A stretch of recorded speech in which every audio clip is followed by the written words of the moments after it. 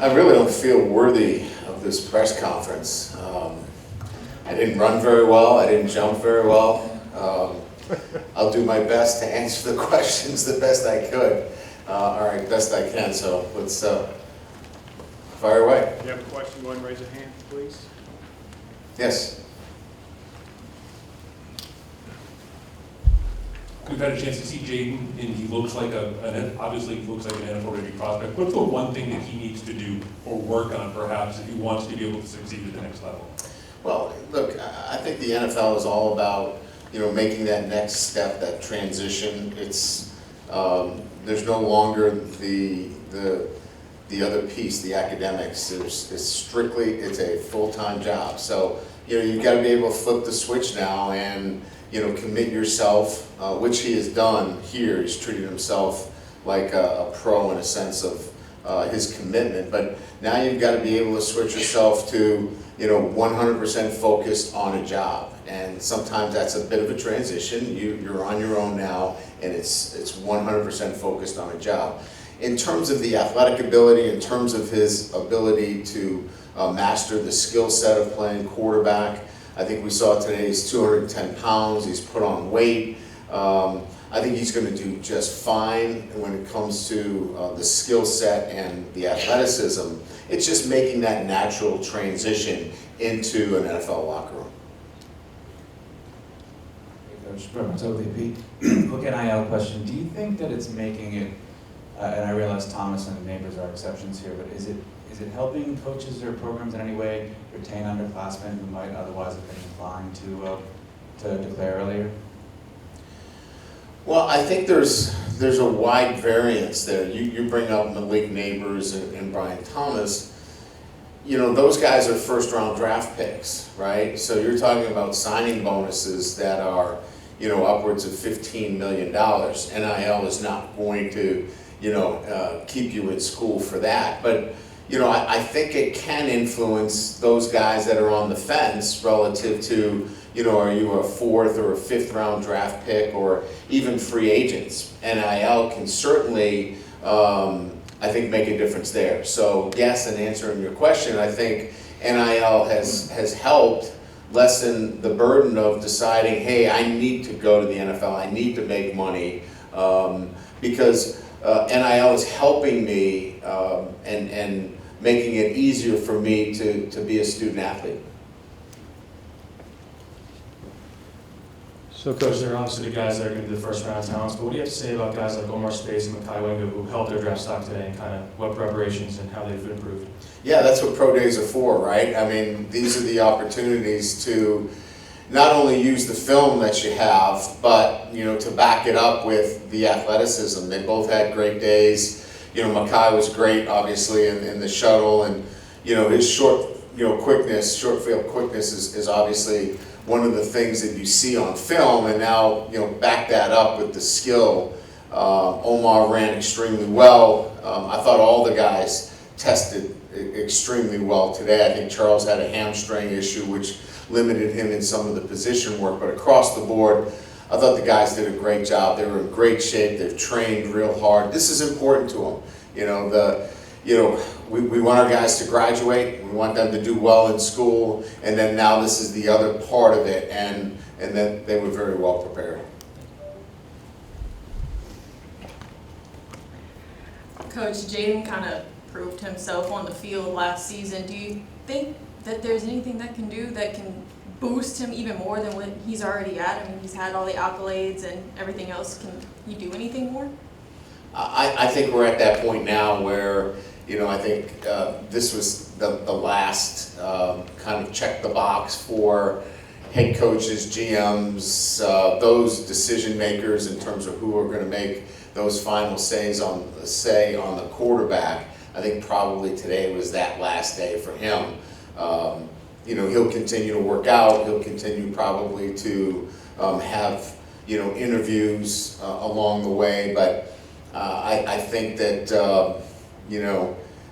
the hay's in the barn, so to speak, as it relates to the evaluation process of Jaden Daniels. I think he left no stone unturned today with the performance that he had today throwing the football. Coach, right down here, you mentioned a lot of times during the season what Mackay brought to this locker room.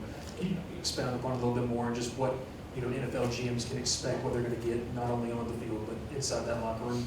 Yeah, so look, I mean, the National Football League is looking for contributors on the field and guys that they can trust in the locker room that are going to represent their franchise in the right way. Obviously, you know what he did. He wore number 18, which is emblematic of a leader both in the locker room and, in our community. And certainly they're going to get that kind of guy. So, when you're drafting and you know that you've got a guy that can help you on the field and is going to represent your organization in the community and be respected in the locker room, that's an easier guy to advocate for when you're talking about, do we take him in the, this round or that round? And so that definitely helps your draft status. Right here, Malik's numbers today really spoke to his explosiveness. In what ways does that separate him as a receiver?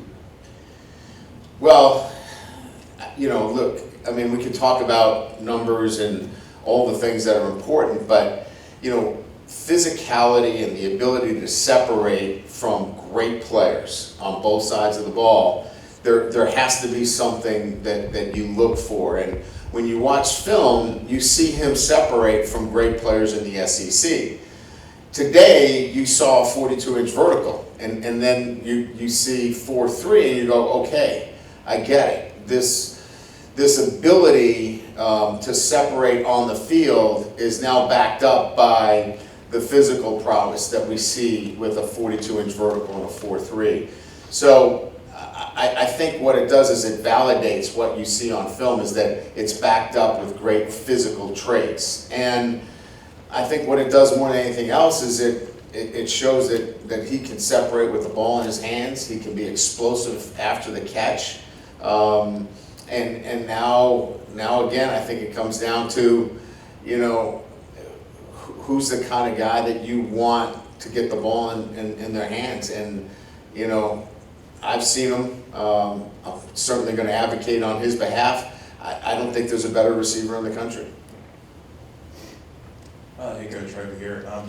Today was probably the biggest day in terms of numbers you guys had at the Pro Day in your 3 years here. Yep. What do you think a day like today does for the program, guys on the current roster, just watching that, and then the future of the program as well? Yeah, I think there's a few levels. First of all, the one thing that you mentioned is, we had, a lot of national television here, the NFL Network, ESPN, obviously getting that kind of notoriety for LSU and for the football program certainly is, very good for, your program and how you move forward relative to the recruiting. And certainly for our young guys, they get a chance to see what it's like. It's a job interview in many ways, and how you need to prepare, for that job interview. And I think our guys did a great job preparing for that job interview today. So they get a chance to see that. And then I think finally, the entire country got a chance to see, elite players and what that looks like. And LSU has done a great job over the years of developing elite players. So I think on 3 levels we got a chance to see that today. We've got time for 2 more for Coach. Good coach, so Jaden Daniels, obviously, we know what kind of player he is, and he's putting himself in the position where he's at now, but just see what he was able to do today and just represent Greg, wear the number 3, and just pay tribute to him, which just kind of speaks volumes, I guess, as far as what kind of leader he is, what kind of team he is, right? Yeah, again, I think it goes to the kind of character that he is. He's thinking other-centered. He's thinking outside of just Jaden Daniels. He's thinking about one of his teammates that he holds in high regard.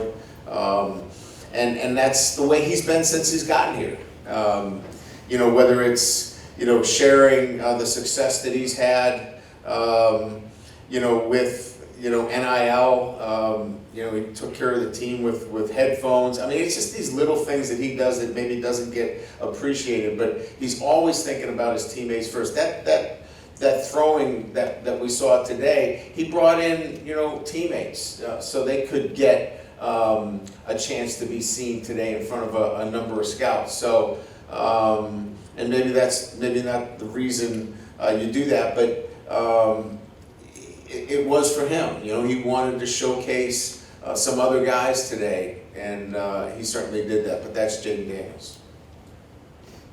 What questions have NFL teams had for you about Jaden, and what has your message been to them? You know, it's interesting. There's very few questions about he can't do this or he can't do that. I think it's more, will he slide? Will he get down? I think that's, and what I said to them is, look, you have a guy who's incredibly tough and competitive. No one more so than the guy that I saw get hit in the Alabama game and come back the next week out of the concussion protocol and set an NCAA record the next week. That to me speaks to his toughness, and he's a smart guy.